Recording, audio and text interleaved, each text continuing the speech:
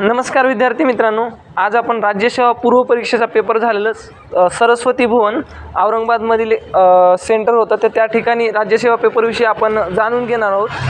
हे विद्यार्थी मित्र आपल्यासोबत आहेत, तर त्यांना विचारू की GS आणि CSAT या दोन्ही पेपरबद्दल आपण माहिती विचारणार आहोत की त्यांनी पेपर दिला, त्यांना कसा अनुभव आला।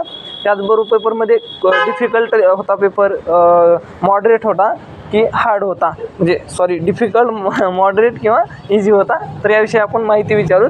तर सर, GS विषयी तुम्ही थोडक्यात माहिती सांगा, GSचा पेपर एकंदरीत कसा होता? GSचा पेपरविषयी सांगताना आपण असं नाही म्हणू शकत का पेपर खूप हार्ड होता किंवा इझी पण होता। पेपर एक मॉडरेट लेवलचा होता। त्याच्यामध्ये जर बघितलं तर करंट 2023चं पूर्ण विचारलं होतं आणि 24ला काही स्कोप नव्हता करंटमध्ये। आणि जर सायन्स बघितलं तर जेमतेम जसं असतं तसंच होतं जवळपास। आणि त्याच्यामध्ये पॉलिटी बघितलं तर एकदम आपला आवाक्यातला विषय होता। आणि अजून हिस्ट्री जर बघितलं, प्राचीन हिस्ट्रीला जास्त स्कोप दिलेला होता।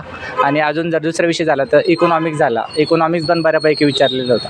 आणि तुलनेमध्ये CSATबद्दल जर सांगायचं झालं तर CSAT पेपर एकदम सोपा होता तसं बघायचं झालं तर। मॉडरेट पण नाही म्हणता येणार, कारण त्याच्यामध्ये जे पॅसेजची लेवल होती ती खूप सर्वसाधारणपणे पडलेली होती आणि जे गणित विचारले होते ते पण साधा होते, एकदम साधाच पेपर म्हणता येईल त्या मनानं। हां, GSला एकंदरीत म्हणजे सोपा, मध्यम की हार्ड म्हणता येईल? मॉडरेटच्या लेवलमध्ये म्हणतात, मॉडरेट आणि सोपा असं म्हणता येईल GSला। तुलना केली तर मागच्या पेपरमध्ये आणि ह्या पेपरमध्ये काही बदल झालेला दिसला का सर्वसाधारण पेपरच होता? नाही, सर्वसाधारणच होता पेपर तसं जर बघितलं तर। हां, फक्त करंट आपलं 2023चं विचारलेलं होतं। CSATच्या बाबतीत असं म्हणता येईल का की जवळजवळ GSला चांगले मार्क्स घेणारे विद्यार्थी CSAT क्वालिफाय होऊ शकतात असं हो म्हणता येईल? GS वरच मेरिट ठरणार, त्यात काही दुमत नाही आपल्यावालं, कारण की CSAT पेपर एकदम सोपा होता।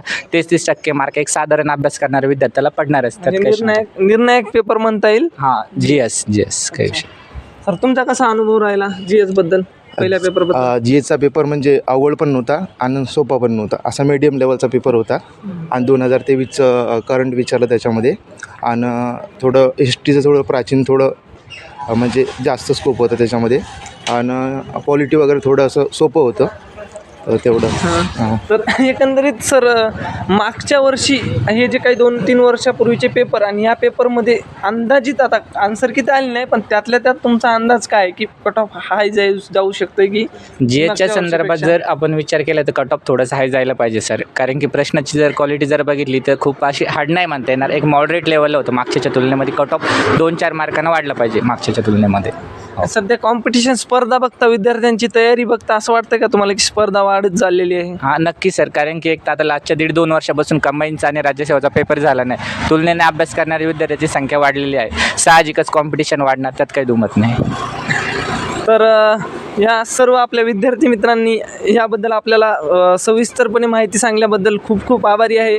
तर मी PSI भागवत मुलगीर लवकरच तुम्हाला याची अपेक्षित उत्तर तालिका टाकणार आहे, CSAT असेल किंवा GS असेल। त्याचबरोबर आपण फ्री लेक्चर सिरीज चालू केलेली आहे। संयुक्त पूर्व परीक्षेची ग्रुप Bची 5 जानेवारीला आहे, त्याचबरोबर ग्रुप Cची फेब्रुवारीमध्ये आहे। यासाठी आपण बिलकुल मोफतमध्ये लेक्चर्स देणार आहोत, त्याचबरोबर टेस्ट देणार आहोत। त्यामुळं PSI भागवत मुलगीर या चॅनलला तुम्ही आत्ताच सबस्क्राईब करून घ्या। धन्यवाद।